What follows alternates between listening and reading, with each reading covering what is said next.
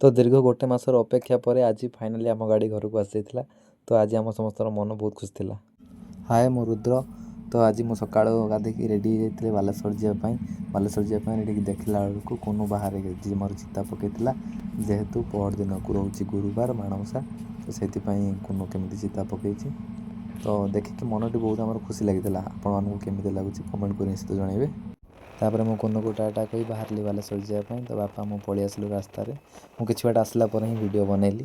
तो आम बर्तमान गोपालपुर क्रॉस कर जाइए। चलतु मुझे देखा बालेश्वर पहुँची। तो फाइनाली आम गोटे घंटा ड्राइव पर आसी पहुँच जाइलु बालेश्वर में। तापर आम शोरूम पाखे जा पहुँचलु। शोरूम पाखे पहुँचला आम जो मोबाइल खोलु कैमेरा वीडियो करने तो सेठारे स्टाफ मैंने मना कले कि वीडियो एठार एलाउड ना। तो आम भितर वीडियो एलाउ करूनी। तो आम घर पाखे आसी बर्तमान पहुँची गलु गाड़ी को नहीं।